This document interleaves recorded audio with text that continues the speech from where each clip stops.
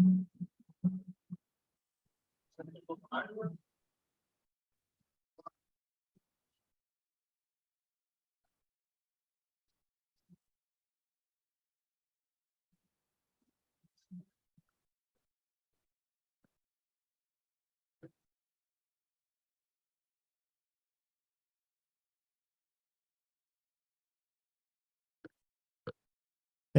kita mulai ya. Assalamualaikum warahmatullahi wabarakatuh.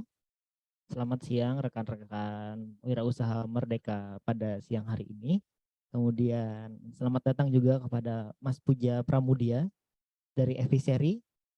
Sekarang Mas Puja sedang berada di mana nih, Mas? Bandung, Mas. Di mana, Mas? Di Bandung. Oh, di Bandung. Wah, luar biasa nih. Pemateri kita hari ini langsung dari Bandung ya, teman-teman. Nah, jadi disimak nanti materinya seperti apa. Sebelum itu, izinkan saya memperkenalkan siapa Mas Puja ini. Jadi Mas Puja adalah nama panjangnya Puja Pramudia. Beliau ada Vice President of Tech Academy and Program Management Eviseri dengan tagline tumbuh bersama. Beliau juga dosen informatika di ITB dan STT Cipasung. Nah, 12 tahun menjadi software engineer. Saat ini bekerja sebagai Head of Engineer di startup aquaculture terbesar yaitu Eviseri. Nah, seperti pagi tadi juga beliau adalah Head of Engineer di Eviseri ya, teman-teman. Nah, kemudian sebelumnya beliau juga bekerja sebagai Senior Engineer Manager di perusahaan unicorn yang telah IPO, sembari bertindak sebagai penasihat kurikulum Yayasan Akademi Karya Bangsa, turut mendirikan Radia Labs, perusahaan perangkat lunak rekan transformasi digital yang berlokasi di Bandung. Mengembangkan aplikasi berbasis Windows dan Microsoft. Nah, telah mengembangkan lebih dari 200 lebih aplikasi perbankan, logistik, dan multimedia untuk perusahaan rintisan, korporasi, dan perusahaan multinasional. Kalau nggak salah Mas Puja ini pernah ke Banjarmasin, Mas ya? 2012. Oke, ngisi, kalau nggak salah dulu ngisi apa ya? Nokia, Mas ya? Seminar Nokia ya? Nah, kebetulan saat itu saya panitianya, Mas. Halo, Mas. Ya. Nah, beliau juga adalah pemenang lomba gemastik. Nah, gemastik ini salah satu lomba paling ditunggu-tunggu oleh mahasiswa TIK ya. Dan beliau menang di tahun 2009. Kemudian Microsoft Imagine Cup 2010, Open Data Asia Hackathon, Teknik Asia Hackathon, Daily Official Hackathon, dan banyak lagi yang lainnya. Beliau juga di developer Samsung Indonesia Apps, kemudian penulis 4 buku di bidang programming, telah melatih lebih dari 10.000 mahasiswa dan masyarakat umum di kampus-kampus yang mana program tersebut adalah program mentoring juga ke perusahaan rintisan seperti 1000 startup, Google Launchpad, dan IDX Inkubator. Menyenangi aktivitas penelitian dan pengabdian masyarakat. Pada tahun 2018, karyanya bernama Daru terpilih menjadi salah satu inovasi Atlas, inovasi untuk stabilitas ekonomi. Nah, yang mana linknya sudah tertera di layar ya, teman-teman. Ini linknya oleh Rockefeller Foundation. Pengalaman beliau saat ini di Eviseri baru 7 bulan, Mas ya. Kemudian 2 bulan sebagai Vice President di Tech Academy and Program Management. Kemudian yang sudah saya sebutkan sebelumnya tadi, Head of Engineer and Academy di 7 bulan. Kemudian banyak lagi nih prestasi-prestasi beliau. Nah, beliau S1-nya ITB, Mas ya, satu angkatan sama Pak Reza ya, Mas? S2-nya seangkatan. Oh, S2-nya yang seangkatan sama Pak Reza. Oke, baik. Berarti di ITB sekarang dosen teknik informatika dari 2022 Januari awal tahun tadi. Nah, kemudian banyak sekali nih kurikulum vitae beliau nih. Tapi saya tidak sabar untuk menunggu materi dari Mas Puja nih.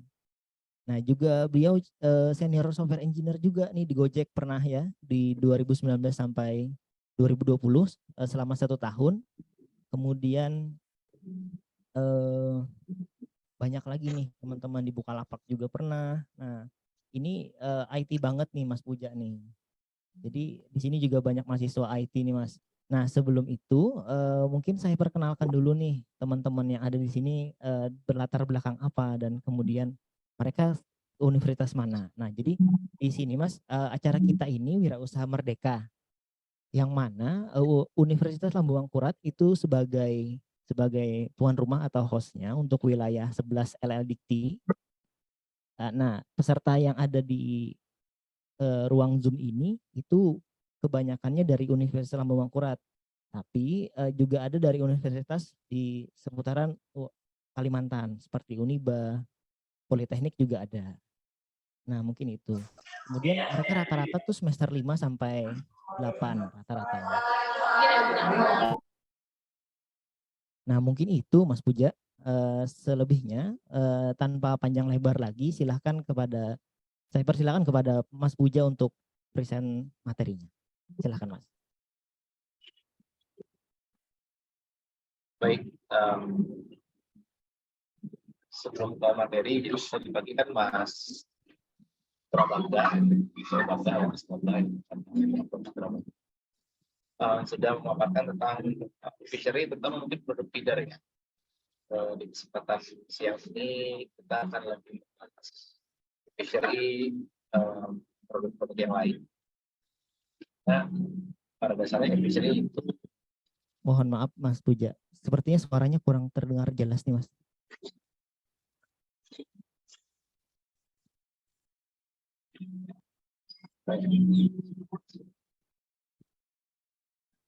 Sekarang bagaimana? Ya, lumayan. Lumayan atau sudah jelas, Mas? Sudah jelas, namun masih ada noise Mas. Tapi nggak apa-apa. Oke.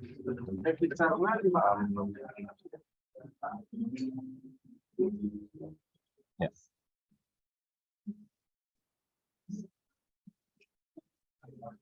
Nah, jadi tadi Mas Dambal udah sharing tentang e-feeder. E-feeder itu memang produk pertama e-fishery yang monumental dan mungkin jadi flagship yang bikin e-fishery terkenal sampai sekarang. Tapi di titik ini e-fishery nggak hanya cuma masalah feeder gitu ya. Kita akan bahas 2 jam ke depan ya, atau tinggal 1,5 jam ke depan mengenai e-fishery yang tadinya berawal dari feeder itu sekarang udah ada apa aja. Oke.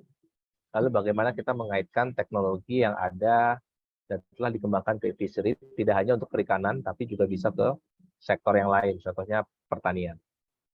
Nah, saya baru bekerja di e-fishery sebenarnya Februari 2022, tapi saya sudah kenal sama Mas Gibran, founder e-fishery sejak tahun 2013. Karena kita sama-sama di ada satu grup. Jadi di Bandung itu ada namanya Startup Bandung ya.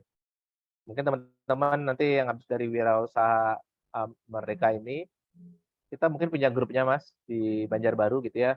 Startup Banjarbaru atau Startup Banjar. Kenapa? Dengan adanya komunitas tersebut saya bisa kenalan sama Mas Gibran. 8 tahun kemudian saya di-hire. Jadi yang namanya komunitas itu kita kita nggak tahu kapan baliknya gitu ya. Kalau komunitas itu kan kita modelnya giving, don't take it back. Maybe you can take it back later on gitu loh. Jadi setelah 8 tahun ketemu sama Mas Gibran, akhirnya baru bisa ada kesempatan kerjasama. Lulus S1 2011, tadi mungkin sudah disampaikan, saya coba bikin perusahaan, belajar dari Pak Reza, karena Pak Reza juga sempat punya perusahaan gitu kan. Jadi kalau baru lulus tuh rasanya kalau punya perusahaan keren ya. Bikin cepet-cepet bikin kartu nama, tulisannya CTO atau CEO. Wah, terus ikut event. Kemana-mana ikut event gaya. CEO. Udah aja, tiap ketemu orang salaman, niatnya cuma satu, tukeran kartu nama, biar ketahuan gue CEO atau CTO. Itu doang awalnya. Jadi nggak nyangka perjuangannya lumayan ya. Jadi Kita bangun perusahaan, software house, mulai dari angkat galon, iya, coding, iya, bikin proposal, iya, dimarahin klien, iya, rekrutmen, iya, gitu-gitu, balas email, iya. Jadi teman-teman kalau berwirausaha, jangan mentalnya hari pertama udah rekrut orang gitu ya, kerjain apa-apa semua sendiri. Biar kerasa susahnya, jadi nanti lebih berusaha sungguh-sungguh. Karena bangun usaha tuh butuh ketekunan gitu ya. Jadi kalau bikin usaha mau kaya itu keliru, karena untuk kaya dengan wirausaha itu lama. Akan kaya dengan cara-cara yang baik dan niat yang baik, tidak dalam waktu sebentar. Kalau mau cepat kaya jangan jadi wirausaha. Jadi yang cepat apa? Menang lotre? Ya gitu ya. Jadi saya coba bangun perusahaan dari 2011 sampai 2019. Perusahaannya masih ada, tapi tanda kutip kalau misalkan teman-teman dosen nih biasanya disekolahkan tugas belajar S3 ke luar negeri. Nah, sama teman-teman saya ditugaskan belajar ke Gojek, ke Bukalapak, ke Fishery. Karena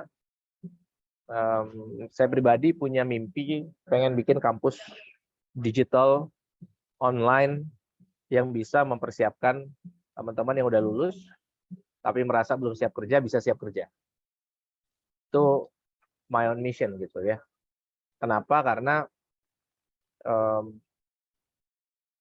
hari ini kita bicara Indonesia membutuhkan 600.000 talenta digital. Saya tahu kalian semuanya bukan mahasiswa IT, tapi talenta digital itu nggak hanya ngomongin IT ya.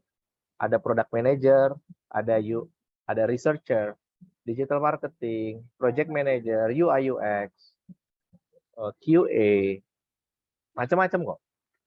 Karena definisi talenta digital itu terlalu luas. Nah, jadi kita butuh 500.000 orang per tahun. Ekosistem pendidikan tinggi, ya salah satunya ULM, digabungin nih semua kampus se-Indonesia yang Aptikom yang punya jurusan IT. Itu maksimal paling 100-200.000. Jadi kita masih defisit sekitar 300.000 per tahun untuk orang-orang bisa siap kerja di dunia startup, perusahaan yang berdigital dan so forth. Jadi gapnya sangat besar. Makanya salah satu awal kita kerjasama sama Universitas Islam Mangkurat adalah saya lagi bangun yayasan Al-Academy namanya untuk join force gimana caranya mengembangkan ekosistem startup talenta digital ada di Banjarbaru dan Banjarmasin. Itu awal. Nah, jadi kenapa saya ditugaskan belajar ke Gojek, Bukalapak, dan Fishery salah satunya karena kebutuhannya beda-beda, teman-teman. Di perusahaan IT yang kecil kayak Radia, di perusahaan sebesar Astra, perusahaan startup kayak Gojek, Bukalapak, Fishery itu akan sangat berbeda kebutuhan talenta digitalnya. Ya kan? Makanya kita perlu lihat kebutuhan segala macam. Kenapa saya cerita tentang ini? Nanti akan saya kaitkan dengan materi saya tentang Fishery gitu ya. Nah, jadi setahun di Gojek, saya ngelihat banyak software engineer tuh dari India gitu ya. Dibilang kita kalah, enggak sih sebenarnya ya. Orang Indonesia rajin-rajin dan mau belajar. Orang India tuh bedanya cuma satu, bahasa Inggrisnya bagus. Kalau kita mungkin perlu banyak latihan lagi bahasa Inggrisnya ya. Kemudian 2 tahun di Bukalapak saya berkarir sebagai engineering manager. Akhirnya pindah yang tadinya coding jadi manager. Kalau manager beda lagi ilmunya. Nggak ngoding. Managing people. One on one gitu-gitu. Kemudian sekarang jadi head engineering dan juga di Fishery kita punya program Fishery Academy. Itu aja ya perkenalannya. Mungkin bagi teman-teman yang non IT mau pindah switch karir juga setelah lulus juga memungkinkan ya, karena banyak sekali teman-teman saya yang dia S1-nya bukan IT tapi sekarang dia jadi developer. Kenapa ya? Mungkin karena salah satunya karena gajinya gede. Katanya ya, saya juga nggak tahu ya. Gaji saya sih nggak gede-gede banget lah, biasa aja. Tapi traktiran bakso sekampung masih bisa. Ya. Lagi lumayan ya talenta digital, gajinya lagi lumayan. Kalau kalian kerja di unicorn bisa hampir 3 digit Saya nggak bilang itu saya ya, teman-teman yang lain ada yang bisa hampir 3 digit. 3 digit tau berapa kan? Hampir 100 juta gitu ya. Jadi nanti kalau udah kerja gajian segitu, jangan lupa bikin perusahaan atau investasi di kampung halaman gitu ya, bikin sekolah, bikin rumah sakit. Jangan dipakai sendiri buat healing ke Bali gitu. Jangan ya, harus giving back to community. Nah, saya akan share materi.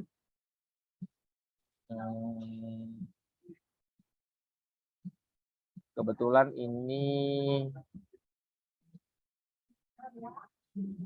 materi yang pernah saya share di acara yang sebelumnya. Oke. Ini saya share screen. Ya nggak bisa tap ya.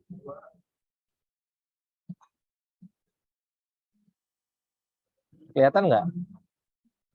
Udah kelihatan, Mas. Tapi presenter screen-nya malah ini. Saya gini aja deh.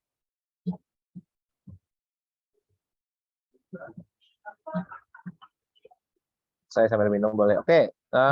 Udah full screen, Mas. Ya. Jadi Efficiency itu kita punya acara namanya Sarasehan Teknologi, teman-teman. Kita ngumpul, sharing, diskusi. Kenapa kita adakan Sarasehan Teknologi? Awalnya bukan Sarasehan Teknologi, awalnya Sarasehan aja. Sarasehan itu kita mengajarkan bagaimana berbudidaya ikan dan udang di daerah-daerah yang memang penghasil ikan dan udang. Di Banjarbaru kalau nggak salah ada Efficiency. Nah, karena kita fokusnya di engineering, saya sendiri di engineering,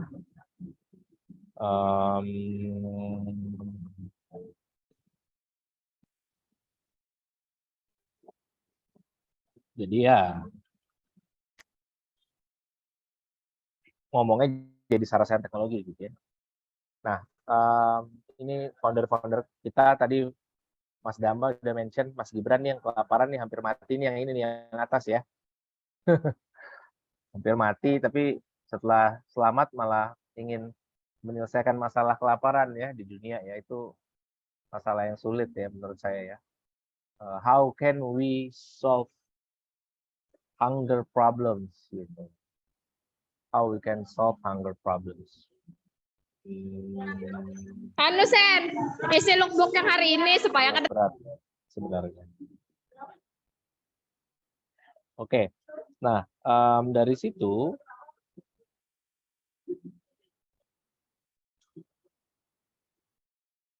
kita melihat posisi Indonesia dulu. Indonesia ini kan sebenarnya negara kedua terbesar di bidang maritim dengan potensi yang sangat besar. Hampir berapa tuh? 1,2 triliun US dollar. Jadi 1,2 triliun itu 1.000 miliar. Dia 1,2 triliun US dollar.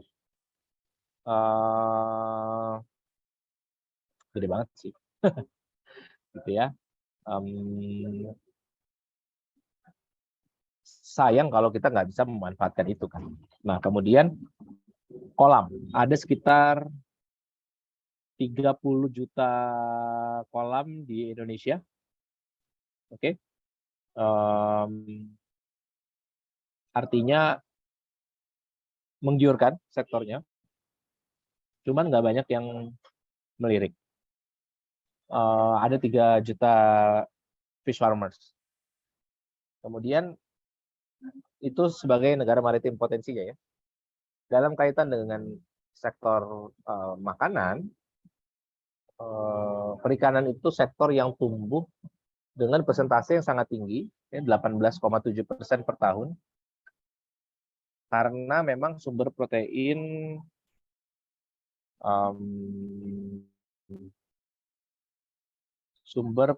yang sangat baik juga, ya,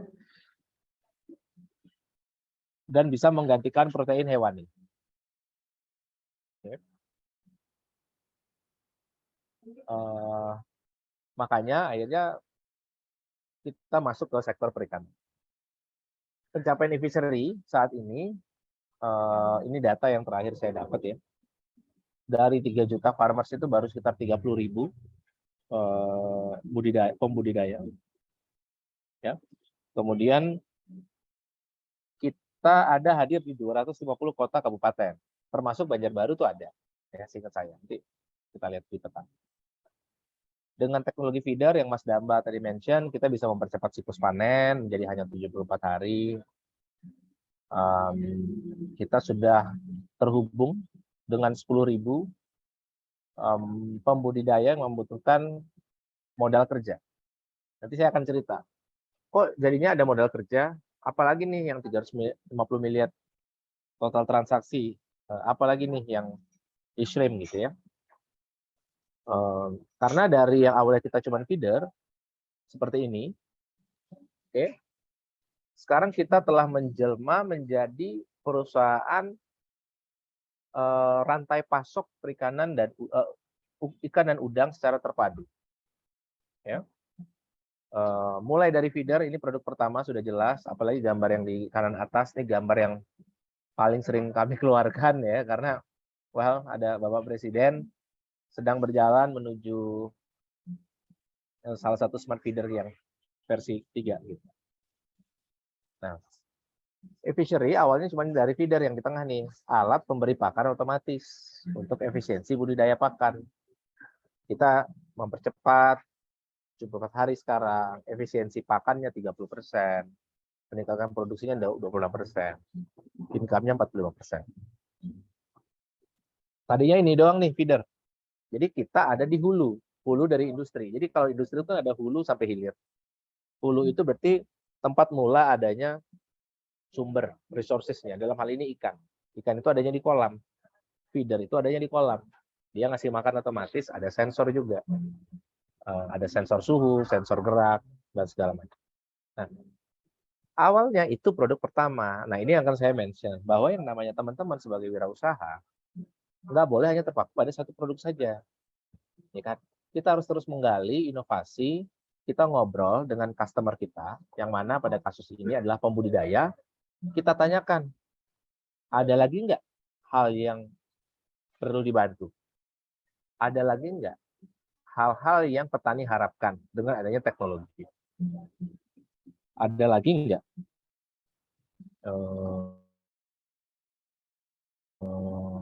apa namanya? Ada lagi nggak di mana proses bisnis yang sekarang saat ini sudah ada bisa kita tingkatkan, bisa lebih efisien, bisa lebih efektif.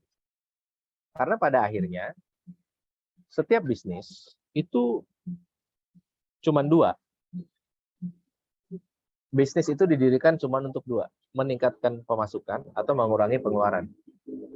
Ya, jadi sama seperti apa tuh? Rumah tangga ya, sama seperti financial planner ya. Mas, gimana caranya cepat kaya gitu? Ya, memperbesar pendapatan, mengurangi pengeluaran ya. Everybody knows that. Tapi gimana caranya? Kalau misalkan kita meningkatkan pendapatan, contohnya dari fishery, kita menjual feeder. Oke. Ketika kita sudah jual feeder, apalagi yang bisa kita jual ketika petaninya sudah banyak. Sekarang sudah ada puluhan ribu petani yang menggunakan feeder. Pertanyaannya, apalagi yang bisa kita sediakan ke petani tersebut? Ya, itulah yang muncul jadi produk kedua. Aplikasi serba ada untuk pembudidaya ikan dan udang. Apa ini?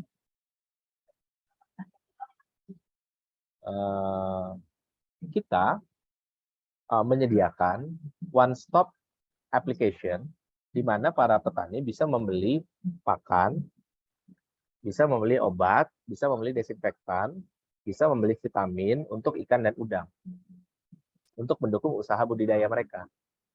Nah, jadi kenapa kita menyediakan produk kita yang kedua, e-farm dan e-fishery-ku? Karena dari hasil interaksi kita dengan para petani, ketika mereka sudah menggunakan feeder, pertanyaan berikutnya adalah, Pak, sekarang saya sudah otomatis cara kasih makannya, sudah efisien, tapi saya beli pakannya dari mana? Akhirnya kita buat produknya. Oke. Nah, dari produk tersebut muncul isu lagi, Pak, tapi kita kadang-kadang belum ada uangnya untuk membayar pakan. Oh, bingung kan? Aduh, kita duit juga nggak banyak.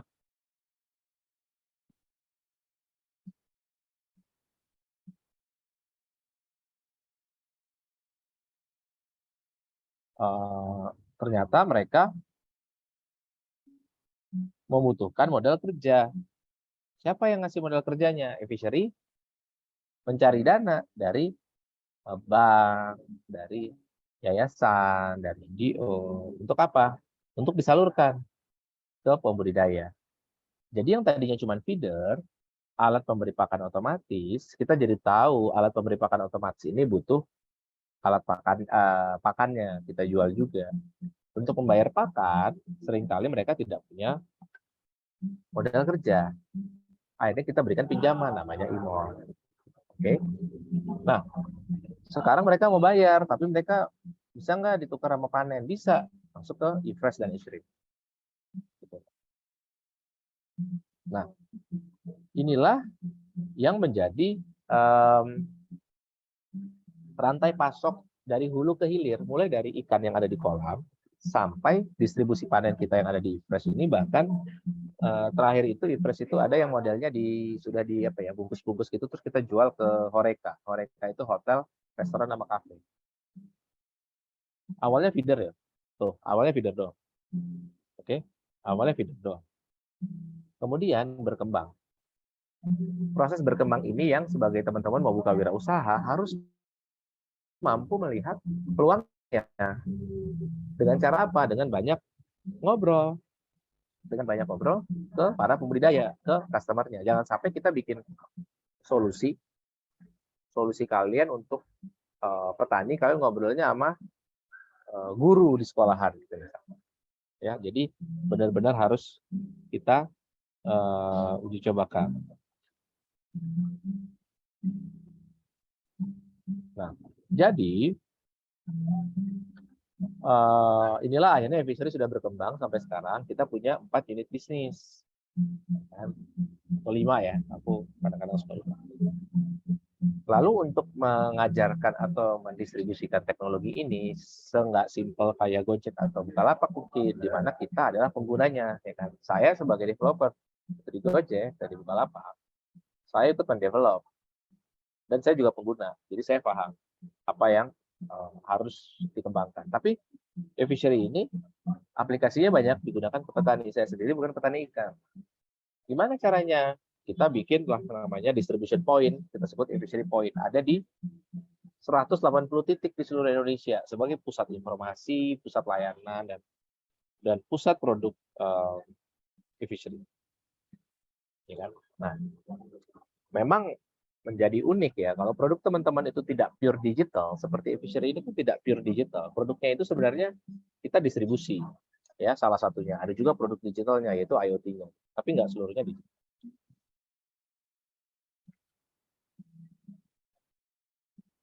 Jadi kita hadir di 180 titik tadi dengan ngadain kegiatan yang namanya Sarasehan awalnya. Jadi Sarasehan itu kayak di ruko-ruko itu kita undang petani untuk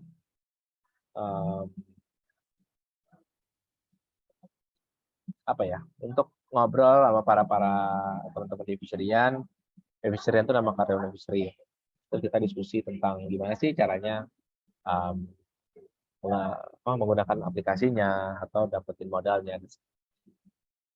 Nah, kemarin kita baru rilis di Feeder 5 nih, Feeder 5. Jadi, versi baru ya, nanti akan ada acaranya.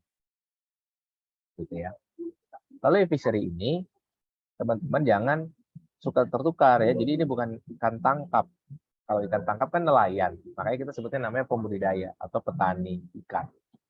Karena ikan tangkap beda dengan ikan budidaya. Nah, Fishery fokusnya di ikan budidaya atau di udang budidaya.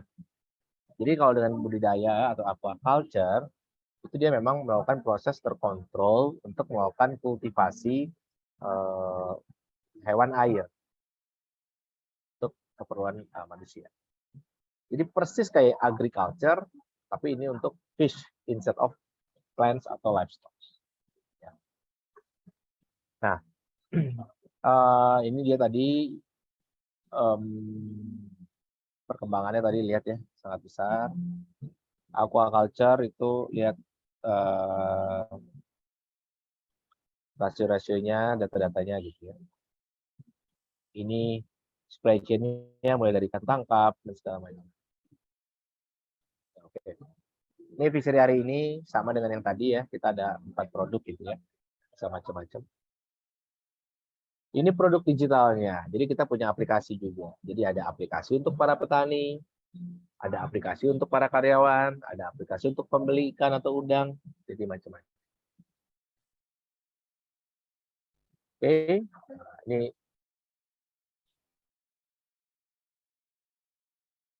sekedar tag aja, saya nggak bahas karena nggak semua teman-teman di sini orang petani.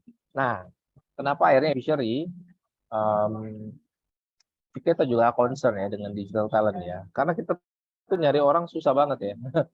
Kita butuh 1000 sosok ahli untuk aquaculture itu susah sekali mencarinya. Satu yang main di perikanan juga jarang. Terus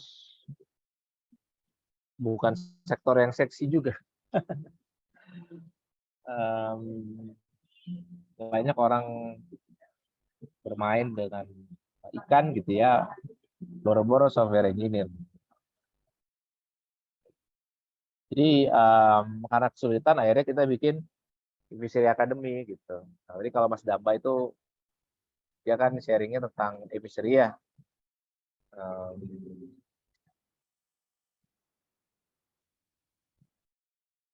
Fishery Academy itu saya mau putar videonya sebentar.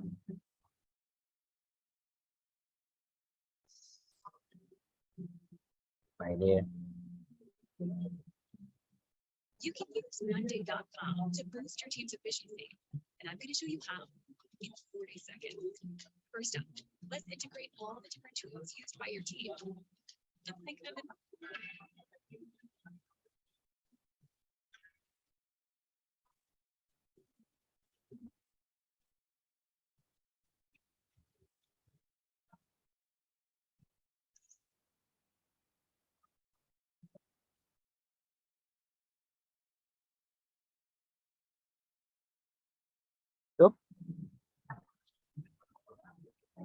Sorry Mas, sepertinya suaranya nggak keluar di kami Mas.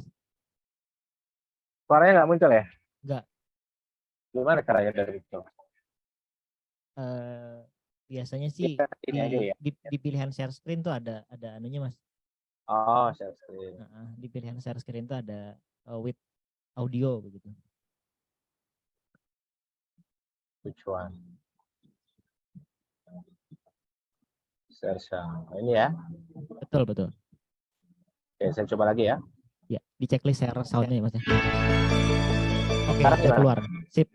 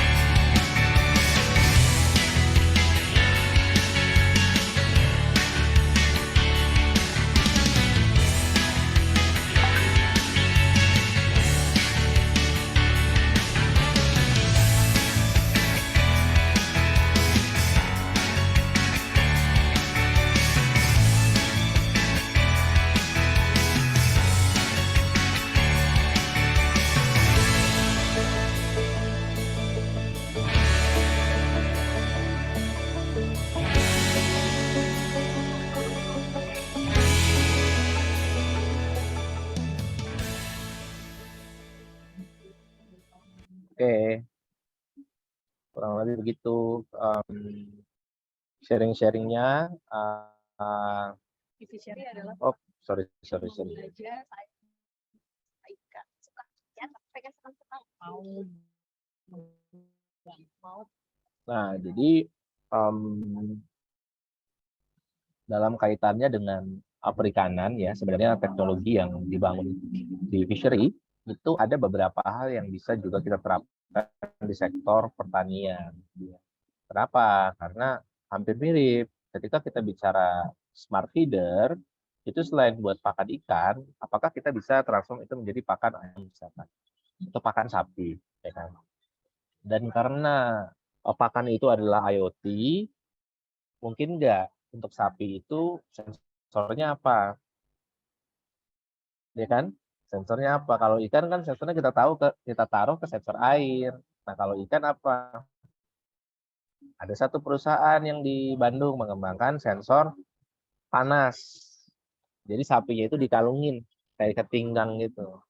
Jadi dia ketahuan sapinya lagi panas atau enggak. Kalau lagi panas mungkin dia lapar atau dia pengen berkahwin gitu. Kalau dia berkahwin mana betinanya gitu gitu. Jadi IoT atau Internet of Things yang mana menjadi produk pertama dan flagship dari Fishery yang tadi pagi Mas Damba udah jelasin, itu terdiri dari gabungan elektro, informatika, mekanika, dan fisika, instrumentasi.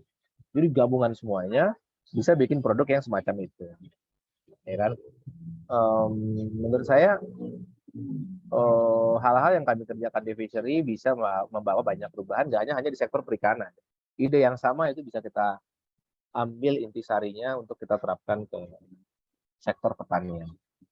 Lalu dari sisi aplikasi penjualannya, marketplace-nya, itu kan sesuatu yang bisa kita terapkan juga ke pertanian.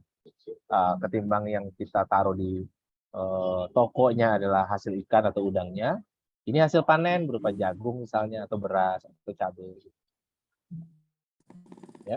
Hingga sampai ke rantai distribusi. Ketika kita membutuhkan sistem yang digital untuk proses distribusi, warehousing, ya, itu merupakan software-software yang dibangun di sektor perikanan, tapi juga bisa kita terapkan di pertanian, gitu ya.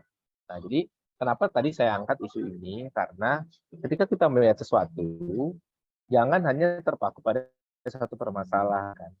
Oke, Fishery ini di perikanan, tapi coba kalian ATM, kalian amati, tiru, dan modifikasi. Bisa nggak teknologi yang ada di sektor perikanan bisa digunakan juga untuk pertanian, ya kan? Tapi kalau dari pertanian bisa juga untuk apa lagi gitu, ya.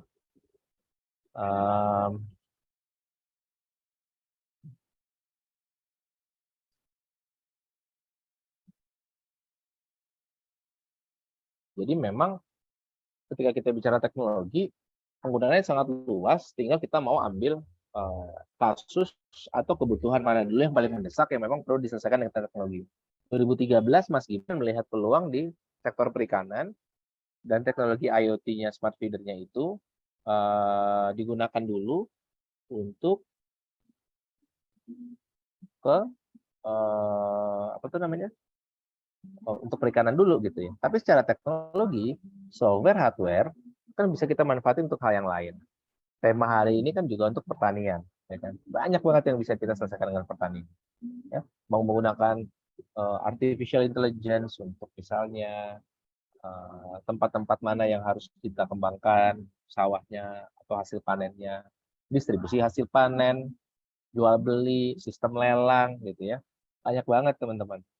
Tinggal kita memahami model bisnis, ini orang yang biasanya fokus di bisnisnya, lalu ada yang bisa membantu dari sisi teknologi, dan yang ketiga ada yang bisa membantu mengembangkan produk. Ya, jadi selalu di wirausaha atau yang lagi tenarnya sekarang startup ya, kan namanya startup. Startup itu ada 3 ya, hustler, hacker, hipster. Hustler ini bisnismennya. Biasanya dia orang yang paling paham dengan industri tersebut. Ada nggak di sini yang bukan dari IT? Boleh ngobrol nggak? Yang bukan dari IT, jurusan IT. Dari kampus mana aja? Silakan langsung open mic-nya aja nggak apa-apa. Mas Zaki mau diskusi kah? Dari perikanan saya. Boleh? Oh, perikanan? Oke. Ya. Lagi ada ide bisnis apa, Mas? Kayak budidaya ikan gitu sih. Oke, terus? Kayak gimana Terus budidaya? budidayanya pakai sistem bioplok di kolam terpal yang bundar itu sih. Oke. tapi masih terkendala sama lahan, belum punya lahan di sini, gitu.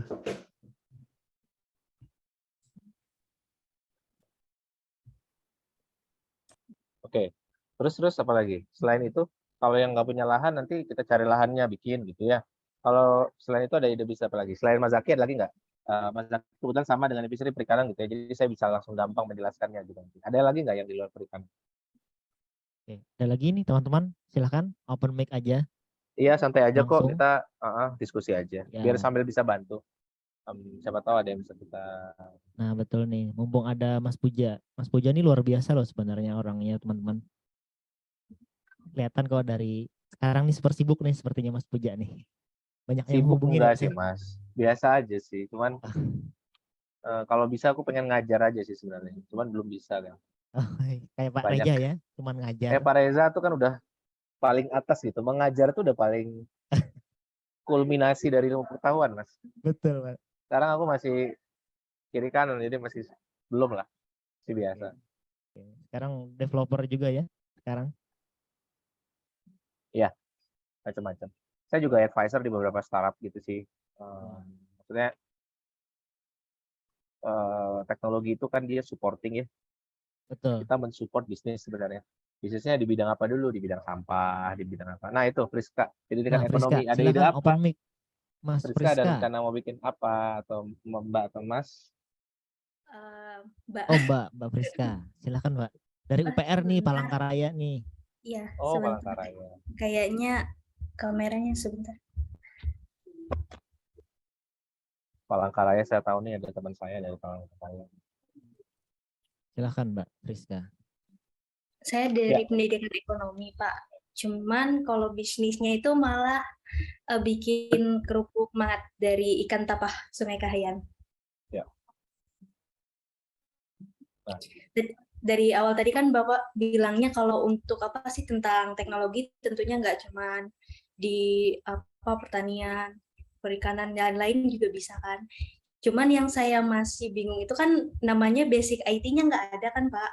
Kalau orang kan biasanya sekarang tuh malah lebih banyak ke digital marketingnya. Jadi kayak bikin website sendiri untuk penjualan produk-produknya. Itu sih yang masih kayak coba cari-cari teman yang bisa ngerti soal itu. Jadi idenya pengen bikin bisnis kerupuk tadi? Iya, kerupuk mangat, Ayunita. Kan nggak perlu bikin sendiri Mbak. Kita bisa distribusi via Tokopedia atau Bukalapak. Iya, terus yang sebenarnya yang mau bikin kayak website digital penjualan itu di usaha itu pembuatan tas dari rotan itu kan banyak kan. Cuman kayak mungkin lebih banyak orangnya kayak dari pengrajinnya langsung, cuman kadang kan dari pengrajin ke jual yang ke kota itu kan mungkin murah kan, karena dari kota ini yang banyak biasanya nyari-nyari tas rotan, tapi pengrajinnya kebanyakan dari desa-desa, maunya kayak website yang gimana itu nanti bisa transaksi langsung antara dari pengrajinnya yang di desa ini sama orang-orang yang mau membeli produk itu juga. Ya. Jadi gini, kalau misalkan kita belum di dunia bisnis, pada saat kita mau bikin produk, itu ada konsep yang dikenal dengan minimum viable product. Versi pertama dari produk kita. Dan itu nggak melulu harus digital. Tahukah kalian bahwa Gojek versi pertamanya itu call center? Jadi Mas Nadim sudah hire 10 ojek, dia taruh di dekat kantornya. Kalau mau pesan ojek, dia tuh kasih tahu di Instagram, Twitter, kalau pesan ojek, telepon ke nomor ini. Jadi orang telepon, ya udah dia suruh ojeknya, lu ke sana, lu ke sana, lu ke sana. Nggak pakai aplikasi. Begitu ordernya makin meninggi, kita butuh proses efisiensi, baru di situ teknologi masuk. Artinya, pada saat kita membangun bisnis, kita lihat keunggulan kita ada di sisi mana. Apakah di sisi produksi, tadi kerupuknya atau tasnya, atau di sisi teknologinya. Kalau ternyata kuatnya di sisi produksi, untuk distribusinya, kita coba manfaatin jalur yang udah ada. Jualan pakai Instagram bisa, Facebook bisa, Tokopedia, Bukalapak. Ketika kalian mendapatkan Bukalapak atau Tokopedia dan fitur yang kalian inginkan tidak ada di situ, baru ada kemungkinan kita perlu bikin platform sendiri. Ya, jadi bedakan. Kecuali kalian mau berbisnis platform, kalian mau bikin toko online, maka kalian harus bikin toko online-nya. Tapi kalau kamu mau bikin kerupuk yang ingin didistribusikan ke seluruh Indonesia, pilih dulu jaringannya mana yang udah ada gitu. Kan enak, Tokopedia, Bukalapak juga kadang-kadang ada diskonnya, ya kan? Ada logistiknya, pengirimannya kadang-kadang free. Kalian mau bikin Bukalapak atau mau jualan tas? Gitu loh. Kalau mau jualan tas, bikin tas yang bagus kan. Habis itu dimarketingkan, bikin promo di Instagram segala macam. Sebenarnya banyak perusahaan di Indonesia bukan 100% perusahaan penghasil teknologi. Contoh perusahaan teknologi itu sebenarnya kayak Facebook. Produknya memang teknologi. Apa sih produk teknologi? Social network. Ya kan? Bukalapak produknya adalah platformnya. Tapi kalau misalkan saya buka toko tas di Bukalapak, produk saya bukan produk digital, produk saya adalah tasnya. Nah, jadi kita harus kenali dulu kalian ini berbisnis di area yang mana sebenarnya. Gitu loh. Ya. Itu tadi Mbak Friska. Dan pada saat kita mau bikin aplikasi, tidak melulu harus bikin sendiri. Bisa cari teman kalau ketemu. Kedua, kita ada layanan-layanan yang gratis kayak Circlo misalnya, atau layanan kayak low code kayak fitloop.io atau Google AppSheets atau Microsoft Power Platform. Nggak perlu bisa coding, tapi harus tahu alur ceritanya. Orang lihat katalog, situ dia order, situ dia bayar, situ dia harus dikirim. Tapi kalian kirim, kalian update statusnya. Nah itu nggak perlu coding kan? Itu flowchart-nya, proses bisnisnya. Jadi kita kalau mau berbisnis, jangan lompat. Gitu. Kebayang nggak lompat? Lompat langsung, gue harus bikin aplikasi. Nggak semua permasalahan harus jadi aplikasi gitu loh. Bisa saja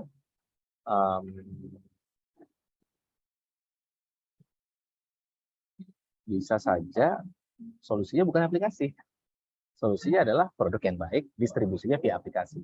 Ketika kalian mau mengembangkan fitur, misalkan ada loyalty platformnya, transaksinya harus kalian pegang datanya, mungkin baru butuh. Jadi aplikasi bukan jawaban dari semua permasalahan di muka bumi ya, apalagi mau cari jodoh di aplikasi gitu ya. Bukan. Seringkali itu solusinya bukan aplikasi. Bahkan bisa menimbulkan masalah, Mas ya. Iya, jangan menyelesaikan masalah dengan masalah ya. Baik Pak, terima kasih. Teman-teman yang lain ada mau diskusi lagi, silahkan nih, mumpung Mas Bojanya masuk membuka sesi diskusi. Ini kita ada 207 peserta nih, Mas Boja. Ya, boleh nanya aja nih. Sebenarnya ya, materinya udah habis. Jadi kita tanya jawab aja, karena sedikit ya materinya. Kita hanya ngomongin, maksudku gini, episode itu dari luar terlihat sangat kompleks, tapi kalau kita bedah dalamnya, dia itu bisnis rantai pasok yang kita efisiensikan dengan digital. Jadi bisnisnya itu mirip dengan Unilever, tapi yang dijual ikan sama udang. Oke. Ini mohon izin nih Mas Boja, saya share link presensi ya di kolom chat. Nanti jangan lupa teman-teman untuk presensi pelatihan kita hari ini atau kuliah kita hari ini. Jangan sampai salah link ya. Jadi ada 2 link sesi 1 dan sesi 2. Ini sesi 2 saya kirim di kolom chat. Silahkan. Sambil kita tunggu nih teman-teman yang lain.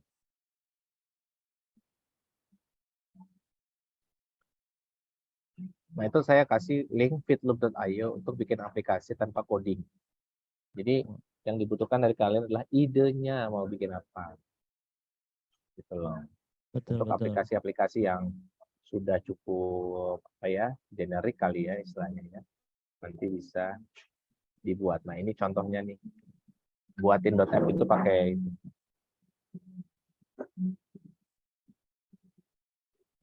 Oh, boleh nih. Nah, teman-teman ada ide kah? Mau ada ide bisa kita langsung buat nih di Fitloop mumpung ada Mas Bujanya nih.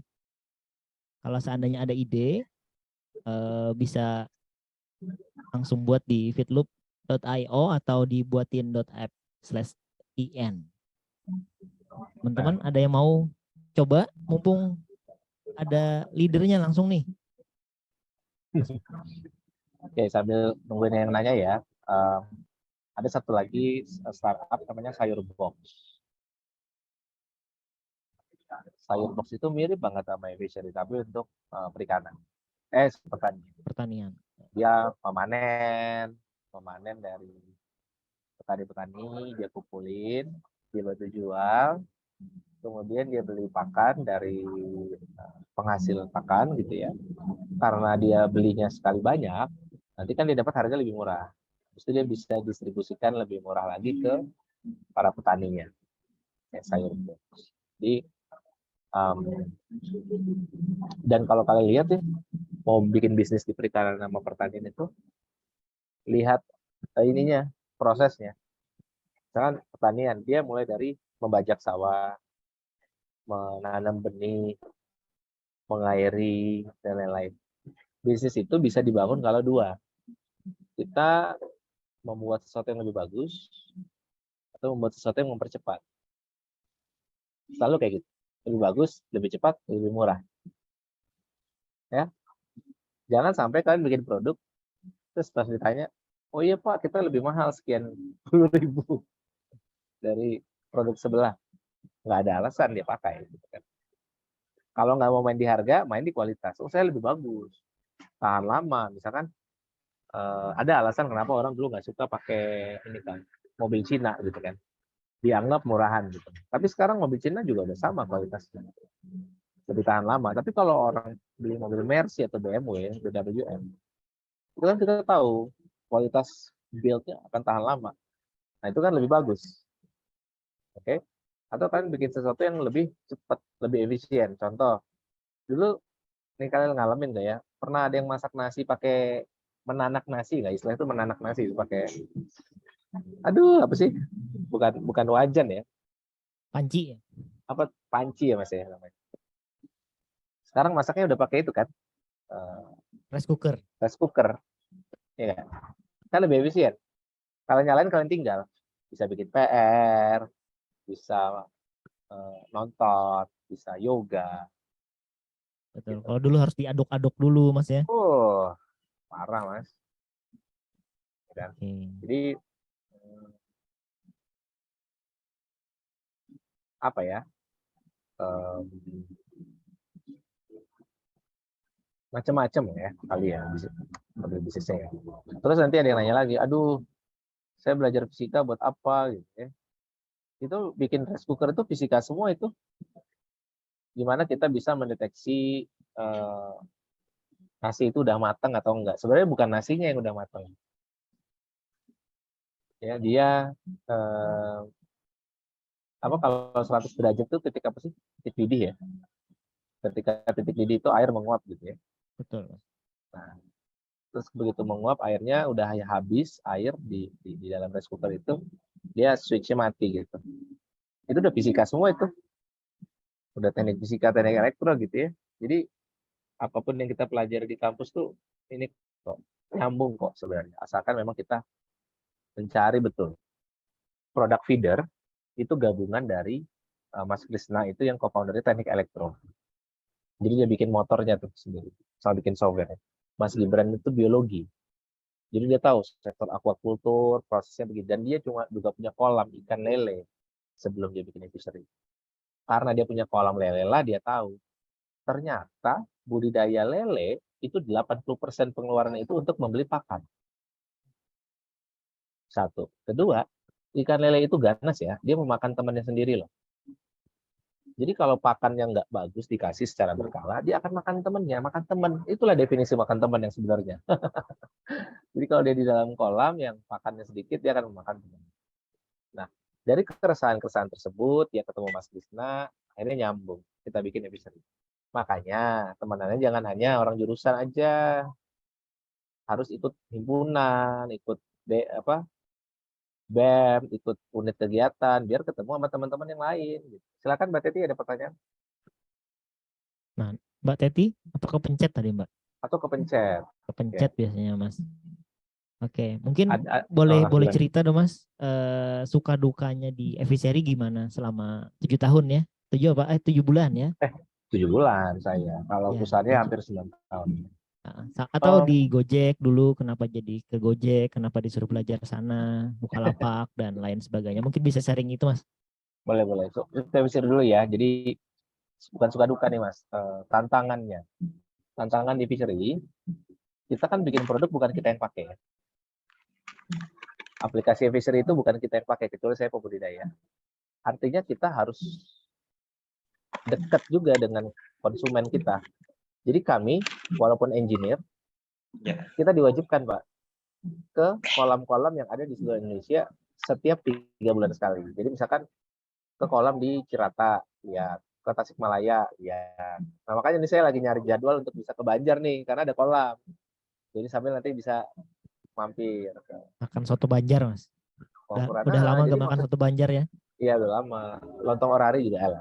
Iya. Nah, jadi kenapa Mas Gibran mengharuskan bahkan sampai level VP dan engineering pun lu harus datang ya, lu harus lihat software yang lu bikin itu kepake nggak, gitu. Beneran kepake nggak, susah nggak mereka? Jangan kita nanya mereka, Pak, susah nggak makainya? Kalau misalkan dia lihat ada video, oh bagus, gitu kan? Tapi observasilah ketika dia menggunakan software tersebut.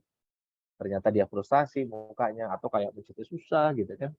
Apa nih gitu? Berarti kan ada kesulitan pada setiap menggunakan aplikasi kita. Nah, hal-hal yang kayak gini tuh hanya kita dapat kalau kita mampir dan melihat langsung bagaimana software kita digunakan. Nggak bisa kita cuma dari Zoom kayak gini. Pak nelayan atau Pak petani, udah feeder 5 ya, aman dong? Aman Pak. Aman. Nah itu serunya kalau di Fishery, kita tiap 3 bulan sekali harus wajib datang ke yang kolam yang pakai Fishery. Kita ngobrol, kita minta pendapatnya, terus kita observasi juga dari jauh. Ya kan? Tuh, dan kolam-kolamnya Fishery ini kan nggak ada yang di tepi jalan gede ya Mas. Betul. Jadi saya pernah kecebur. Jadi jalan itu cuman muat 1 motor doang, terus ada yang maksa dari depan gitu. Udah seru, biur. Untung nggak kemakan tuh lele kan. Gitu loh. Jangan kanibal ke manusia Mas ya. Iya Dia kelaparan, tiba-tiba gigit. Dan produk Fishery itu pasti di deponya di desa-desa, belum tentu ada internet. Betul. Belum tentu ada internet loh. Nah, gimana caranya data yang kita ambil dari feedernya bisa tetap terkirim gitu kan, harus dipikirkan caranya. Nah, ketika kita memikirkan ini udah ngomongin rekayasa nih, ketemu sama anak elektro, mau pakai WiMAX aja, pakai LoRa aja, jangan pakai GSM, pasti ada blind spot. Ketemu orang telco, pakai internet satelit aja Mas, gitu nih. Wah, bingung lah kan. Nah, udah itu kita harus susun jadi prosesnya. Berarti kayak gini. Terus kita mau produksi boardnya itu susah loh. Yang murah itu Cina loh. Aneh banget loh. Kita mau produksi board itu di Indonesia nggak ada yang bisa. Kalau skalanya puluhan ribu. Akhirnya kita karena Mas Gibran sangat nasionalis, ya udah pakai tangan aja anak SMK gitu. Pakai tangan solder apa segala. Akhirnya lama produksinya. Banyak banget lah tantangannya karena Fishery ini bukan satu sektor yang bisa dibilang banyak yang menggarap ya. Tantangan teknologinya itu luar biasa dan ini juga berlaku untuk di sektor agriculture juga ya. Ada pitik misalkan. Kalau pitik itu untuk ayam, kita teman-teman cek deh. Pitik itu ayam dia. Sayur box Itu startup juga Mas ya, pitik tadi. Startup, pitik itu startup. Habis dapat investment juga. Itu apa ya? Apalagi ya? Oh, saya mau ini sih ada satu video yang sering saya putar ya, lumayan juga sih buat ini ya. Baik, silakan Mas. Ini bagus sih. Nah, jadi salah satu investor di Fishery itu adalah Temasek, ya. Temasek itu perusahaan India. Jadi kadang-kadang kita sedih juga ya, yang percaya sama kita tuh perusahaan India gitu. Nanti giliran tadi bilang nggak nasionalis, padahal pas kita minta investasi nggak ada yang mau ngasih juga. Nah ini ya. Ini video yang dibuat oleh Temasek, perusahaan BUMN di Singapura, yang merupakan salah satu investor di Fishery. Ya, silakan. When I first studied in college, I didn't have any money. I knew what hunger feels like. That level of pain and suffer, it's actually around us.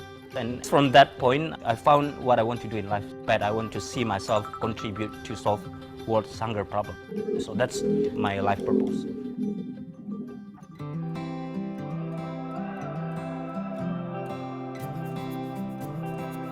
Fish farming can be one of the tools and really have an opportunity to contribute sustainably for solving that problems. But we want to start by really helping the farmers to grow sustainably.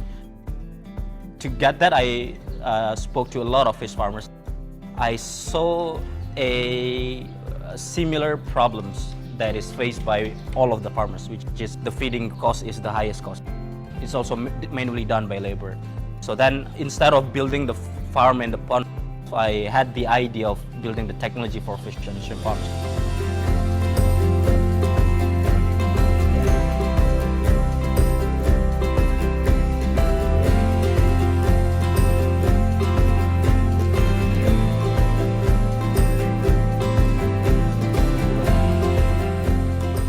Kalau dulu masih tradisional itu, Mbak. Kita pagi-pagi memang sudah ke kolam, bawa ember, bawa karung ya. Biasanya pakai panggul gitu kan. Terus manual pakainya muter-muter kita di kolam. Karena kolamnya ada 4, kita satu-satu gitu kan. Capek juga. Nah setelah adanya Episri kan kita hanya kontrol-kontrol saja nih. Nah setelah terprogram ini adanya feeder gitu bisa 4 kali. Karena kan ada aplikasi feeder itu tinggal pencet, keluar pakan di sana begitu. Misalnya berapa 5 kilo yang dikeluarin, itu artinya bisa diatur di situ, Mbak. Akhirnya lele itu lebih cepat besar. Kalau dulu hanya 1-2 kalau dulu. Sekarang saudara-saudara saya, tetangga-tetangga saya semuanya ya pada bergabung semuanya. Yang utama itu kita itu menjadi layak saja lah. Menjadi layak hidup gitu. Dari yang tidak layak menjadi layak gitu. Ultimately, I think it's not just about the technology and the automation, but how we're able to create a technology that is definitely solving the right problems, but also radically affordable. So the feeder, when we build it, we try to really design it in the cheapest way possible that the farmers can afford it. So they don't need to pay like hundreds and thousands of dollars to use the feeder, but only $10 per month to use it. I think what was really impressive about eFishery is the ability for the company to convince farmers to embrace technology. If you look at the market today, in the Indonesia aquaculture market, there are 2.5 million farmers today who lack access to the capital markets, lack access to downstream and upstream markets, and lack access to technology. eFishery has developed a financially sustainable business model that is profitable, and at the same time created a new generation of tech-enabled aquaculture farmers that will not only just farm more profitably with better use, but at the same time pass on this technological expertise and knowledge to their future generations. The impact, the growth that we create is part of our purpose, not just solving the world hunger problems, but also lifting out the smallholder fish farmers. And I'm sure that when the farmers individually improve, farmers in that area as well and the community also improve. And the next generation will also prosper. And we definitely see that alignment in Temasek missions. And Temasek can help us by connecting with the right network and push our ambition forwards that can also scale our impact. I think the most meaningful part about this opportunity is the inspiring story of the company that really motivates me and seeing how everybody is driven to create not just a financial impact, but a social impact to uplift the livelihood of the smallholder farmers. This is only the beginning. These baby steps will help us to eventually make a bigger impact to the world in the longer term and benefit the generations to come.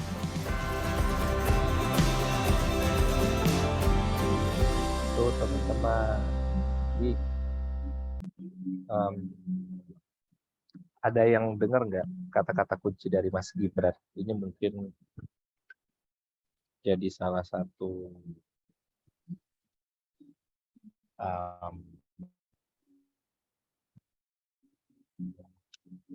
kunci, ya. Saya bilang kunci kesuksesan. Kalau kita bisa bilang eFishery itu sudah kita anggap sukses, kunci kesuksesan eFishery. Ya nggak, tadi bahasa Mas Gibran tuh selalu ngomong impact, nggak pernah ngomongin kita mau jadi unicorn, mau jadi dekakorn, kita mau IPO, nggak pernah. Nah, jadi yang saya pelajari dari Mas Gibran ketika dia berwirausaha gitu ya, karena pengalaman dia itu pernah kelaparan itu, dia bangun e-fishery itu bukan untuk dia sebenarnya, tapi untuk orang lain, untuk para petani yang menurut dia bisa dibantu dengan teknologi.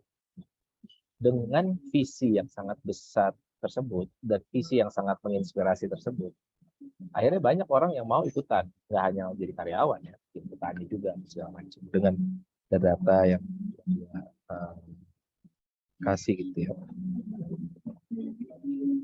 Nah,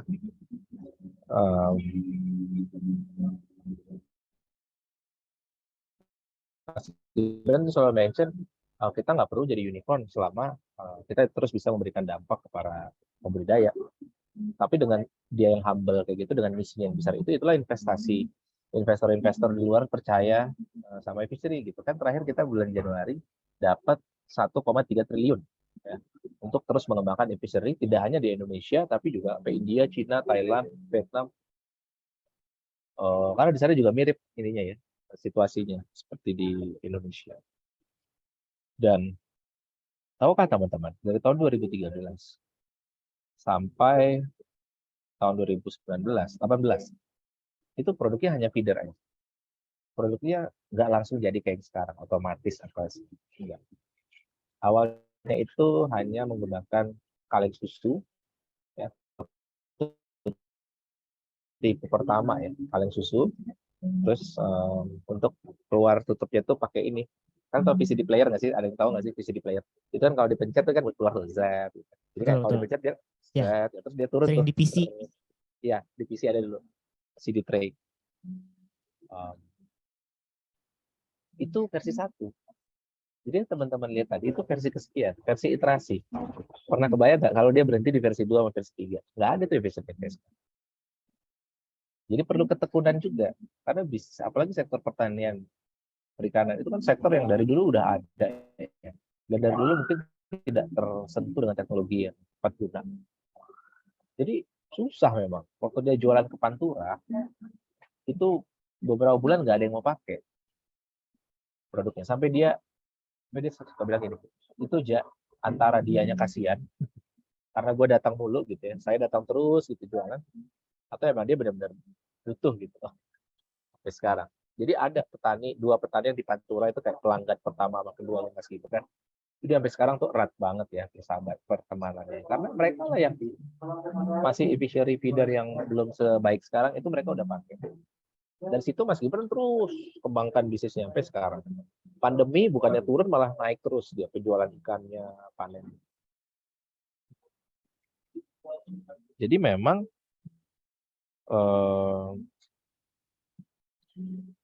apa ya? sangat menginspirasi kalau boleh saya bilang ketika kita membangun bisnis, mungkin awalnya untuk kita biar saya bisa berpendapatan, tapi makin ketemu permasalahan, ada 3 juta petani nih, saya baru menggarap 30.000 petani, makin besar visinya akhirnya makin bagus. Tapi teman-teman selalulah mulai dengan langkah pertama kan. Tahu nggak bisnis yang paling baik itu bisnis yang titik-titik, bisnis apa? Kalian tahu nggak? Bisnis yang paling baik adalah bisnis yang titik-titik. Bisnis yang berdampak. Membantu. Berdampak. Dikit lagi, belum tepat. Bisnis yang menghasilkan mungkin. Dikit lagi. Ini teman-teman nih bantu jawab. Sustainable dan berdampak, bermanfaat. Nih, saya kasih tahu ya. Bisnis yang paling baik adalah bisnis yang dimulai. Bukan bisnis yang dipikirin, dibikin bisnis plan, habis itu taruh di meja, itu nonton Netflix lagi, nonton drakor. Jadi bisnis yang paling baik adalah bisnis yang dimulai. Oke, ini ada yang mau nanya. Di saat banyak startup di luar sana banyak bakar uang, namun e-fishery bisa tumbuh tanpa bakar uang, seperti startup lainnya. Mengapa e-fishery bisa tumbuh tanpa uang? Oh, karena kita bakar ikan, Mas. Kan ikan bakar, gitu ya. Bukan gitu ya. Jadi,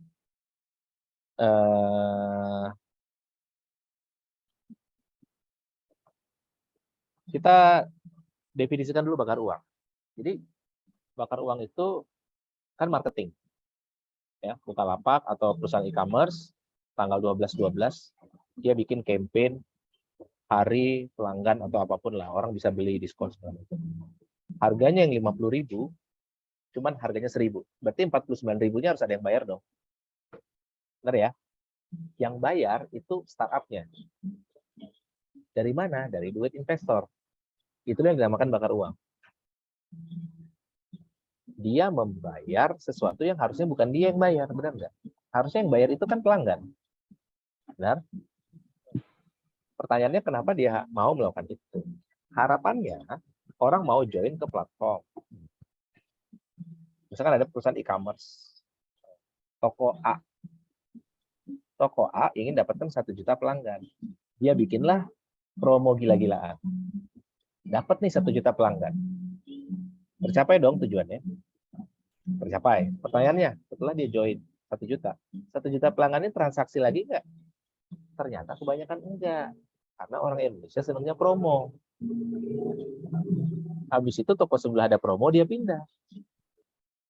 Nah, kalau orang ikan, orang makan pecel lele mas setiap hari mas. Kalau misalnya nggak Mas Zaki yang makan pecel lele, mungkin Mas Khairul yang makan pecel lele. Besoknya Mas Khairul bosen, nanti Mbak Priska yang makan pecel lele. Makan ikan aja terus kan. Nah, ya kita masuk nila juga, masuk udang juga. Jadi carilah bisnis yang long lasting gitu. Kan? Pendidikan, kesehatan, ekonomi, transaksi keuangan, distribusi logistik, itu bisnis yang long lasting karena selalu ada, bahkan sejak manusia belum ada.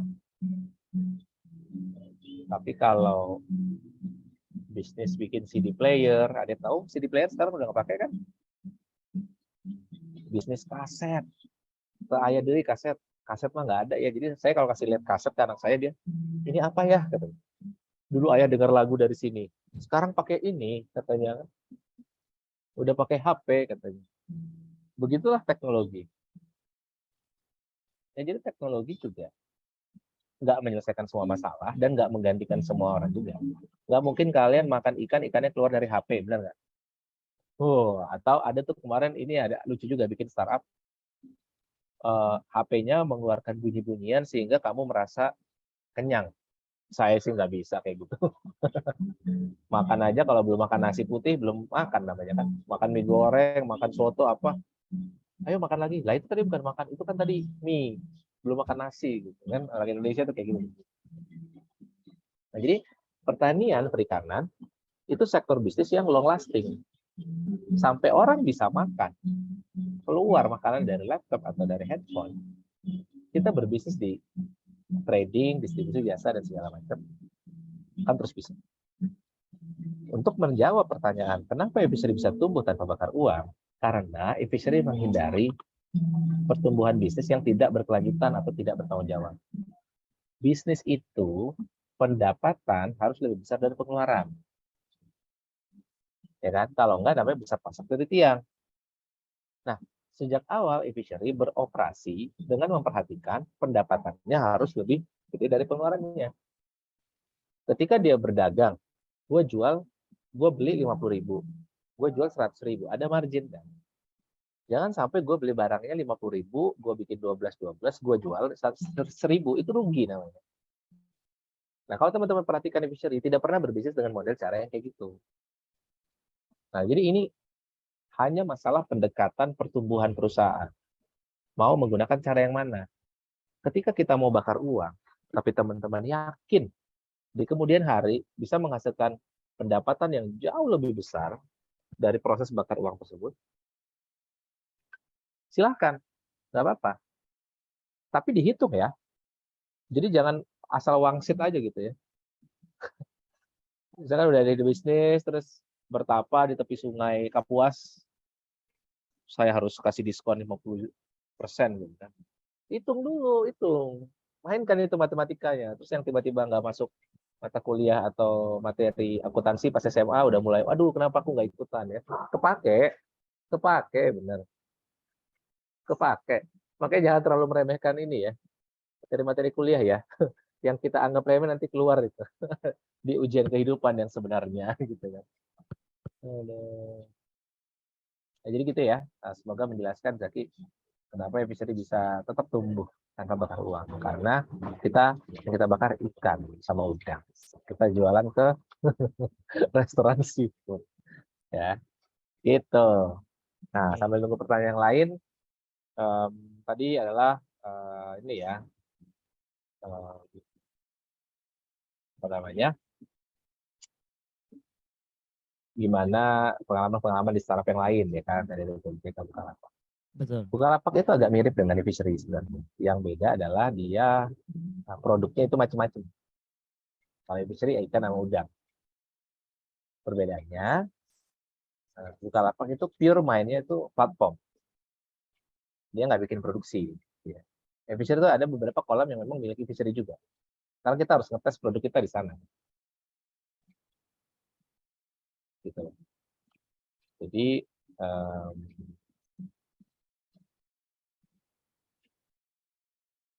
nggak banyak berbeda ya Bukalapak sama Evisery. Kalau Gojek, kalau kita bedah, sebenarnya dia e-commerce juga. GoFood itu e-commerce. Bahkan GoRide itu juga e-commerce. Cuman yang dibeli jasa. Jasa dari tukang ojek yang mengantarkan. Jadi kan ada dua, selalu ngomongin kita produk atau jasa kan. Produk itu barang, biasanya berbentuk barang. Jasa itu biasanya keahlian yang ditukar dengan uang. Itu jasa. Nah, Gojek itu dia services sebenarnya. Tapi dia tetap platform. Kalian tahu kan bahwa valuasi Gojek yang tidak punya taksi lebih besar dari Bluebird yang taksinya punya dia. Ya, karena dia pakai modelnya platform.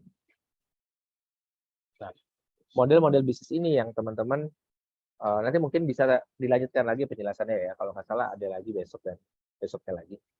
Kalau kita main di pure digital itu beda lagi ceritanya. Produknya itu adalah software. Kalau Evisery itu nggak software doang, ikannya, IT-nya, IoT-nya, proses bisnisnya itu juga produk. Karena kita membuat hal-hal yang lebih efisien.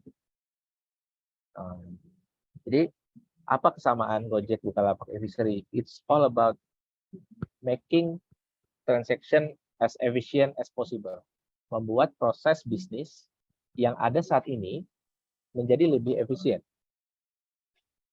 dan terpercaya. Dulu siapa sih yang mau pakai tukang ojek? Harganya mahal, kasar, segala macam. Gojek, dia rekrut, diajarkan gini ya cara melayani pelanggan. Oke. Tahukah kalian Gojek itu awalnya hanya ramainya di jam pergi kantor dan pulang kantor dan hanya di Jakarta. Jadi at that time, Gojek kalau dibuka di Banjarbaru, mungkin nggak laku karena orang banyak punya kendaraan. Tapi Mas Dadi melihat, ini gue udah hire ojeknya nih banyak nih. Saya udah hire banyak, saya sudah punya ojek banyak. Siangnya dia nganggur. Oh yaudah, kita bikin GoFood aja. Jadi orang kalau makan siang, diantar. Sehingga pagi, siang, sore penuh. Antara pagi sama siang kok masih bisa kita isi lagi nggak ya? Bisa. Antar jemput paket aja. Untuk yang barang ketinggalan, gosen, atau beli segala macam. Jadi perhatikan deh, yang tadinya dia hanya untuk GoRide, akhirnya oke, apalagi karena esensi dari bisnis Gojek itu bukan ojek. Esensi bisnis Gojek adalah memindahkan barang atau orang dari titik A ke titik B. Makanya produknya GoRide, GoCar, GoShare, GoFood, GoBox. Dia bisnis logistik, teman-teman. Bahkan nggak hanya orang yang dipindahin, barang juga.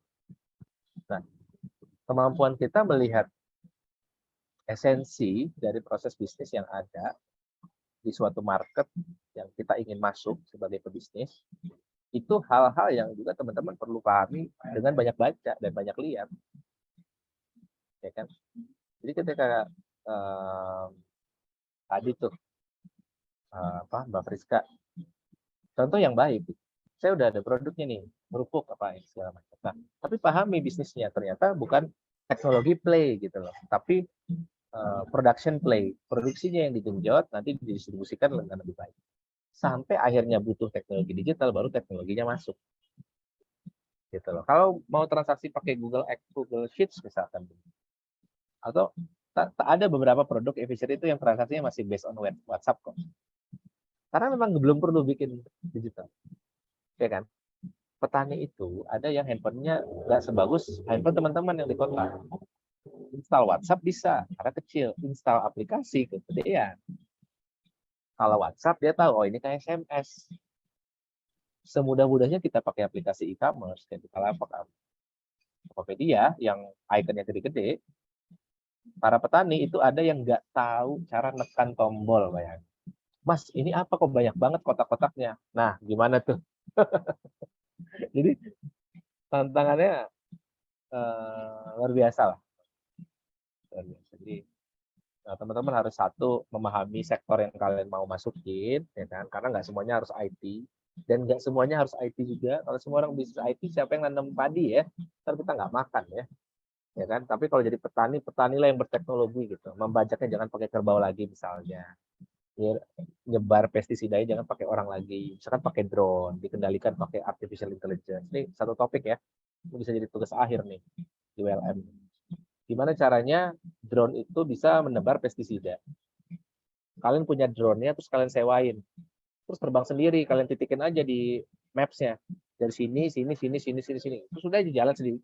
Itu kan ada algoritmanya. Ya, kalau bolos nih lagi nih strategi algoritma nih. Ada namanya algoritmanya ASTAR ya. Shortest path gitu kan. Udah mulai, aduh aku tidak masuk kuliahnya Bapak ini gitu kan. Salah nih. Ternyata kepake teman-teman. Jadi jangan salah ya. Kalau belum kepake itu belum nemu aja itu ininya ruang berekspresi. Gitu. Ada pertanyaan lagi? Seru ya? Seru Mas. Nih mumpung masih ada Mas Puja, masih ada waktu nih Mas. Sekitar 20 menit lagi. Mas Puja ini nggak sembarangan orang loh. Beliau udah di startup macam-macam yang udah terkenal. Dan jabatannya Vice President Mas ya di e-Fisher. Ya, sekarang iya Mas. Pas baru masuk baru head engineering sekarang. Nah, sekarang udah Vice President nih. Jadi di depan kita nih bukan orang yang biasa-biasa aja teman-teman. Mumpung langsung berhadapan meskipun di layar kaca telepon genggamnya ataupun di komputernya, bisa nih langsung nanya ke Mas Puja. Silahkan teman-teman. Ada yang mau raise hand atau di kolom chat, silahkan. Nah, mungkin selagi teman-teman belum ada nih Mas Puja, mungkin saya yang tanya nih. Pertanyaannya singkat. Kenapa Mas Puja tertarik bergabung di e-Fishery? Jadi gini, saya tuh kalau ditanya passionnya ya, sebenarnya passion saya itu sekarang ngajar, terutama teknologi. Ya, tapi kita harus paham, manusia ini hanya memikirkan keinginan itu setelah keinginan dasarnya terpenuhi. Kita itu ada 5 tingkatan. Nanti kalian cari ya, namanya teori Maslow. Kebutuhan paling dasar itu sandang, pangan, papan. Sandang, pangan, papan. Dasar. Di atasnya itu pendidikan sama kesehatan. Orang nggak mau belajar kalau masih lapar, Mas. Jadi nggak ada orang mau belajar kalau dia besok mau makan apa aja, aku nggak tahu, boro-boro mau nyekolin anaknya. Itu saya di pitch-nya gitu. Jangan mau bikin kampus online, kalau mereka masih lapar, nggak ada yang belajar. Waduh, jadi harus diselesaikan dulu dong kelaparan. Nah iya, sini, ikut gitu. Wah, iya pula lah kan, saya belajar, dan benar. Indonesia itu ada, ini kita lagi ngomong nih kayak gini nih, saya masih bisa minum kopi. Tapi ada 11 juta orang yang hidup di bawah garis kemiskinan. Sehari dia cuma menghasilkan di bawah 20.000 bayar. Miskin nggak bisa makan. Nggak makan, nggak akan belajar.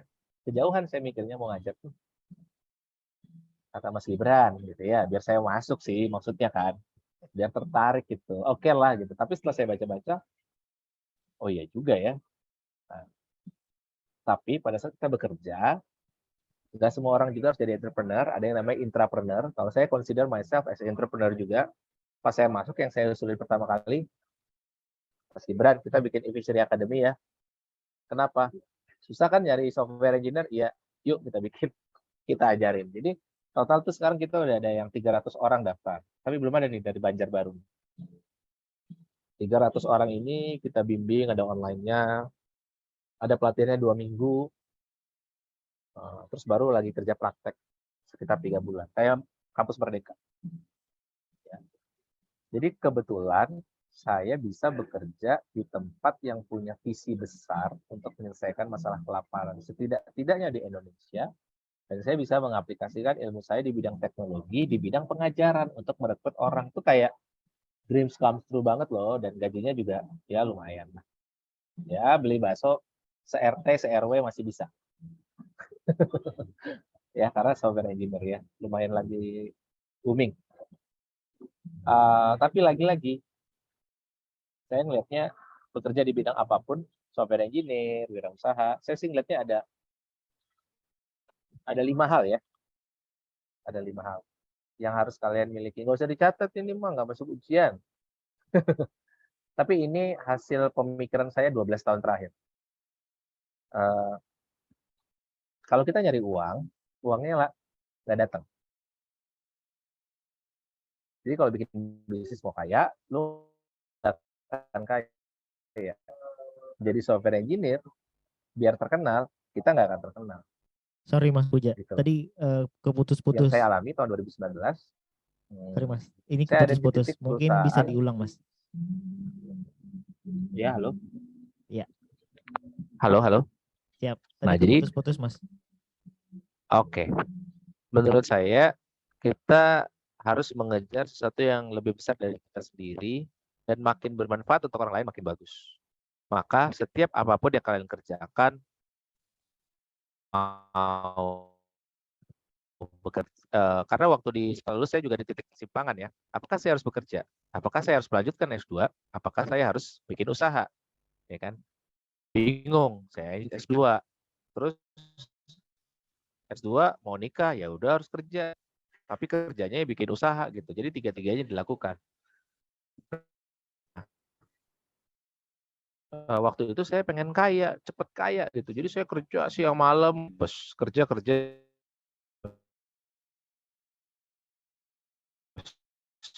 Gitu. Bukan kerja kaya ya, kerja tipes. Jadi habis niat yang baik. Kalau mau jadi software engineer jangan kayak Bjorka gitu kan.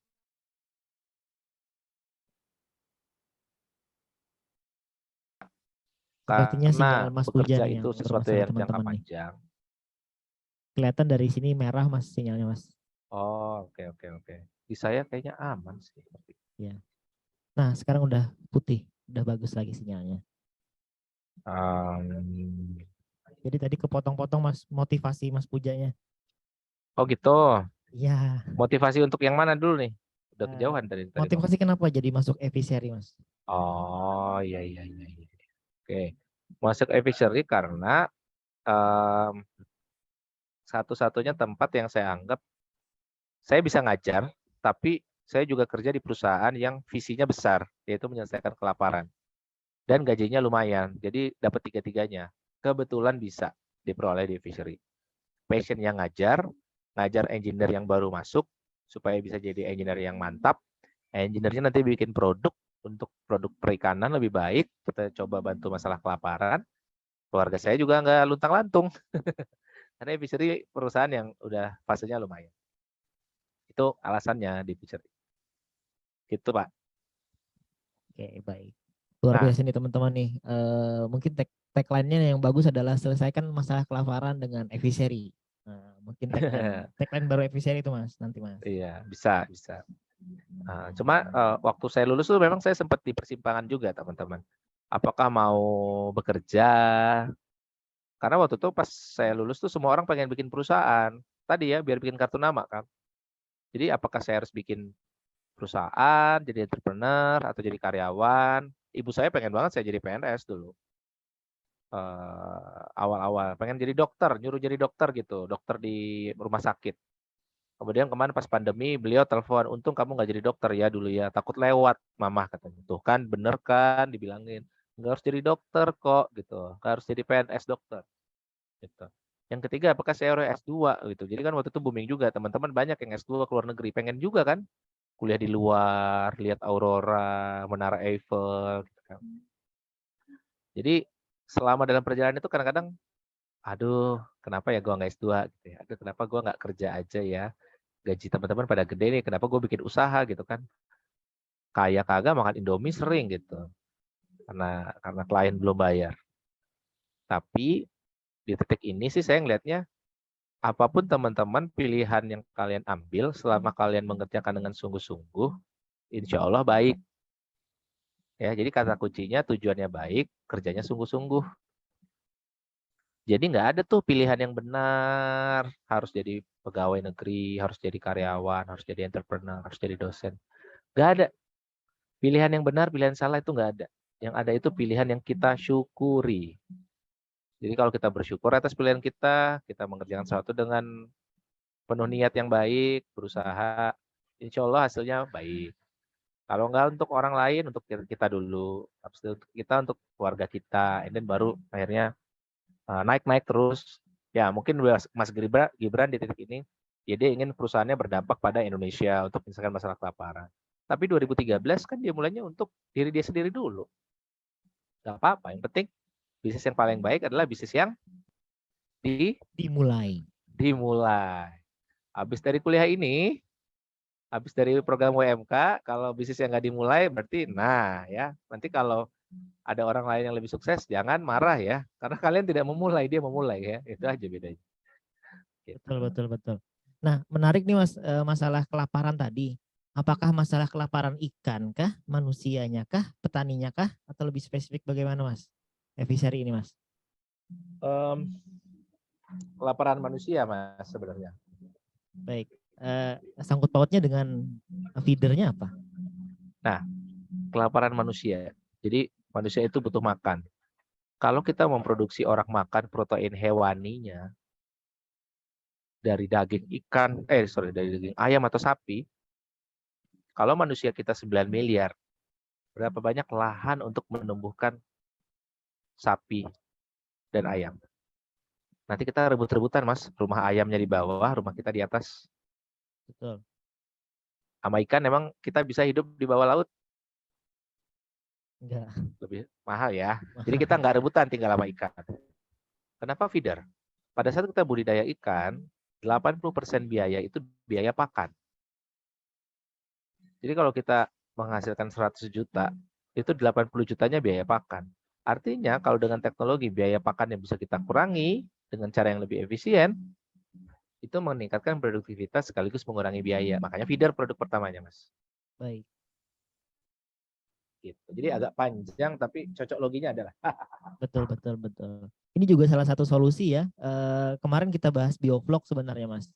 Cuman pematerinya juga saya kurang begitu sepakat katanya dengan biovlog ini.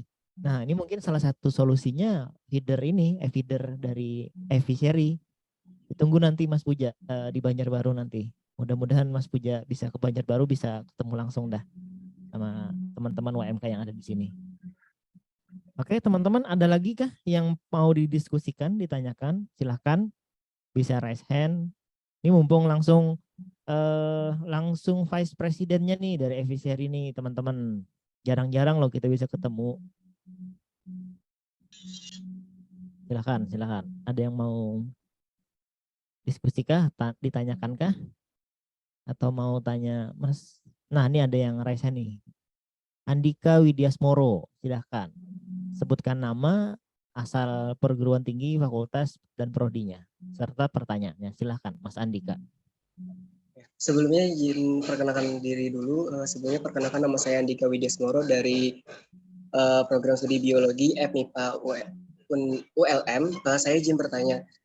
Tadi kan ada salah satu produk Efiseri di mana ada solusi untuk pembeli dan konsumen.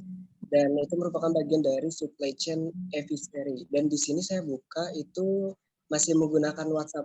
Sebenarnya Efiseri itu lebih ke konsumen atau bisnisnya itu lebih ke B2B seperti itu, Pak?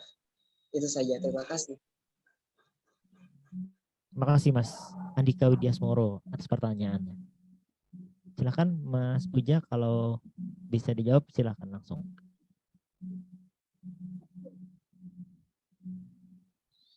Mas, suaranya gimana di sana? Putus-putus enggak? Karena enggak dapat pertanyaan. Jadi pertanyaannya tadi dia udah buka websitenya katanya Mas, dari Mas Andika ini.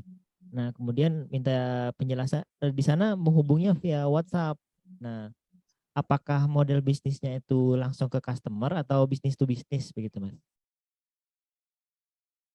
Dia nanya model bisnis yang ada di Efficery. Tergantung Mas. Jadi kalau bisnis pakan kita B2B. Ya, bisnis pakan ke petani, kita beli ke produsen pakan, kita jual ke petani, itu B2C. Ya, itu salah satu bisnisnya. Tapi kalau yang kabayan, kasih bayar nanti, kita dapat funding, pendanaan, kita biayai merchant untuk dia bisa berproduksi. Itu B2B. Kita juga pernah ada jualan feeder yang dijual ke pemerintahan. Itu B2G, business to government. Jadi modelnya macam-macam tergantung produknya, Mas. Karena tadi kan produknya ada banyak ya. Bisnis lini bisnisnya macam-macam. Jadi tergantung, kalau yang e-feeder itu B2C, langsung ke petani. Kabayan itu ada yang B2C, ada yang B2B. E-fresh itu B2B.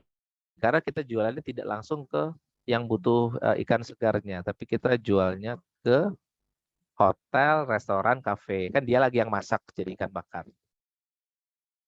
Kita beli dari petani ikan, kita distribusikan.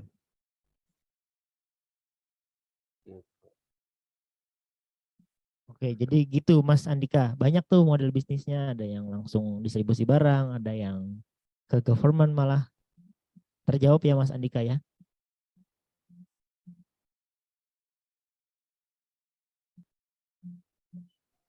Terjawab, terima kasih. Oke, baik. Terima kasih nih atas pertanyaannya nih Mas Andika nih.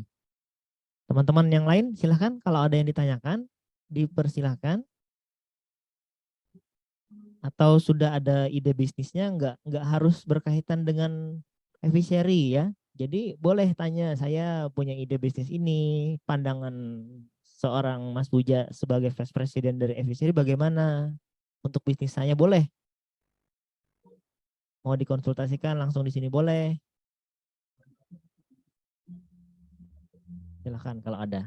Silahkan di unmute atau raise hand atau langsung di kolom chatting. Kita masih ada sisa waktu 4 menit nih, teman-teman. Ayo, Senin harga naik nih. Nah, betul, Senin harga naik. Nggak bercanda ya, maksudnya dimanfaatkan waktunya. Betul, masih ada 4 menit teman-teman. Silahkan, apa kita cukupkan saja nih? Nah, mungkin seperti ini aja sih Mas Puja. Mungkin pesan-pesan untuk para mahasiswa yang ada di ruangan meeting ini. Untuk kedepannya mereka bagaimana? Kalau belum punya bisnis bagaimana? Kalau udah punya bisnis bagaimana? Kalau hanya punya ide saja, ya sudah dijawab tadi ya, dimulai. Nah, kalau nggak punya ide, nggak punya modal, nggak punya bisnis, nah itu bagaimana? Mungkin pesan-pesannya Mas untuk para jiwa muda yang ada di online meeting ini. Jiwa-jiwa muda ya, jiwa-jiwa muda. Beri aku 10 pemuda akan kuguncang dunia ya. Jadi saya senang sekali, terima kasih sekali pada sama Purat yang ngajak kita nih, karena kan nggak hanya hari ini ya teman-teman, besok dari Evermos, kemudian hari Jumat dari Radia Digital ya, kita besok ngomongin industri kreatif, lusa kita ngomongin industri digital. Yang harus kita lakukan itu sebenarnya explore ya, karena saya juga baru memahami passion saya itu setelah 11 tahun eksplorasi di banyak tempat, baru saya memutuskan saya senangnya ngajar. Ternyata setelah saya bikin software, training, nyoba bikin produk, jadi DevOps di Gojek, jadi manajer di Bukalapak. Jangan sampai kita nggak nyoba terus nggak tahu kita maunya apa. Kan ada pepatah, siapa yang mengenal dirinya sendiri, dia mengenal Tuhannya, kan gitu ya. Maksudnya semakin kita memahami diri kita sendiri, kita bisa lebih fokus mengerjakan sesuatu. Kalau kita tahu apa yang kita mau, kita akan mudah berkata tidak pada sesuatu yang tidak berhubungan sama fokus kita.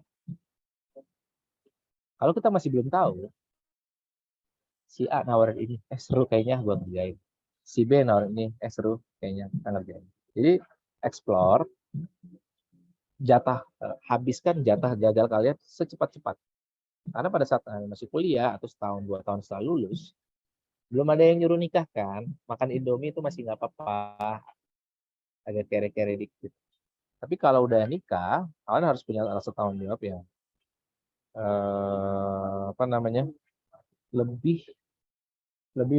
Lebih pikir panjang gitu. Bukan berarti kalau sekarang muda nggak perlu pikir panjang, tapi resikonya lebih kecil. Ya kan? Makanya kita selalu ngomong, itu mah privilege ya, punya usahanya besar, orang tuanya konglomerat. Iya, dia usaha aja karena dia ada safety net-nya. Kalau dia gagal, orang tuanya bisa bantu dia untuk suatu. Kalau kita kan makanya habisin jatah gagalnya pas kuliah ini, ikut UMK, habis itu mulai bisnisnya. Ya kan? Banyak kalau kita gagal, usaha yang berikutnya kita nggak mulai dari nol, tapi mulai dari pengalaman. Jadi kita starting not from zero, but from experience. Tapi untuk dapat experience, kita harus pernah gagal. Jadi jangan khawatir dengan takut gagal. Kalau gagal, tapi kita tidak tahu kenapa, itu yang salah. Ya, jadi harus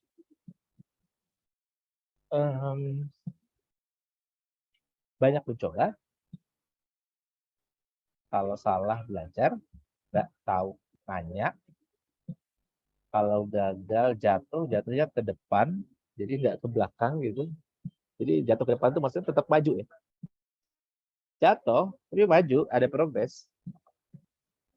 Kan?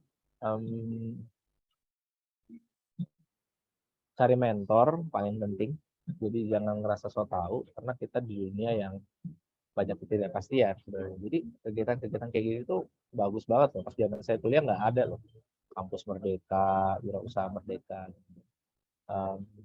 Bagi saya melihatnya gini, Indonesia dikenal dengan negara berbasis resources, sumber daya alam, which is fine, nggak apa-apa. Memang kita dianugerahi sama Tuhan kayak gitu, kita bisa manfaatkan. Tapi fase berikutnya, ekonomi kreatif adalah sumber pemasukan GDP paling besar. Tahun lalu, dari total pendapatan Indonesia yang 2.000 triliun, 1.100-nya itu ekonomi kreatif. Ekonomi kreatif itu kuncinya di ide, aksi, karya. Jadi bukan ide doang ya. Ide, aksi, karya. Makanya tagline-nya tagline Fishery, ini mah tagline saya ya. Belajar, bersama, berkarya. Kalau Fishery kan tumbuh bersama petani. Nah, tapi sebelum tumbuh, belajar bersama untuk menghasilkan karya yang bisa berdampak baik untuk orang Indonesia, untuk warga sekitar. Harapannya nanti bisa memenuhi dan seterusnya. Jadi mulai dari sekarang, mulai dari apa yang kita tahu, mulai dari sekarang, mulai dari apa yang kita tahu, dan jangan berhenti memulai. Mungkin itu Pak pesan-pesannya. Oke, baik, luar biasa nih pesan-pesannya untuk kami nih, para kaula muda nih Mas. Mungkin badannya muda, pikirannya tua-tua nih, teman-teman nih. Makanya kayaknya udah paham dengan semua unsur bisnis yang ada di Wirausaha Merdeka ini. Jadi nggak ada yang lo aktif nih teman-teman. Jadi saya harapkan untuk kedepannya kita lebih aktif. Nah sebelumnya mungkin saya akan share acara kita besok. Besok kita ada kedatangan materi dari Evermost, Dewi Siti R. R-nya apa nih? Ramadan apakah? Pokoknya nanti kita kenalan besok dah ya. Beliau adalah Head of Category Growth dari Evermost, dan beliau ngisi langsung 2 sesi besok pagi pukul 9 sampai 11 waktu Indonesia Tengah. Kemudian siangnya bukan sama dengan jam mulai siang ini ya. Kalau jam siang ini kan kita mulai jam 14 atau jam 2 siang tuh. Nah, kalau besok agak lebih cepat. Pukul 13 sampai 15. Oke, teman-teman. Jangan lupa ya besok ya hadir ya. Dan jangan lupa juga presensi tuh di kolom chat. Udah saya share nih, akan saya bantu share ulang untuk presensi. Dan mohon untuk jangan di-share ke grup Telegram ya. Dan kalau ada info nanti akan diberitahu oleh kepanitiaan pada grup Telegram. Mungkin itu yang kita bisa dapatkan hari ini. Mudah-mudahan bermanfaat bagi teman-teman semua. Terima kasih juga kepada Mas Puja Pramudia yang telah meluangkan waktunya untuk berbagi ilmu dan pengetahuannya kepada kami. Mudah-mudahan makin sukses, Mas. Mudah-mudahan cita-citanya untuk mengajar jadi lebih tertuju ke sana. Oke, mohon maaf juga kalau ada salah-salah kata dari saya selagi pemandu acara. Dan mohon maaf juga apabila ada keterbatasan kita karena kita online ini. Dan mudah-mudahan nanti kita bisa tatap muka langsung di Banjarmasin. Mungkin itu, terima kasih banyak rekan-rekan semua. Room ini akan saya close mungkin sekitar 5 menit lagi. Silahkan leave dan jangan lupa besok untuk hadir pukul 9 pagi. Terima kasih banyak, mohon maaf. Saya akhiri. Wassalamualaikum warahmatullahi wabarakatuh. Waalaikumsalam warahmatullahi wabarakatuh. Sukses terus teman-teman. Siap, siap. Terima kasih Mas Puja.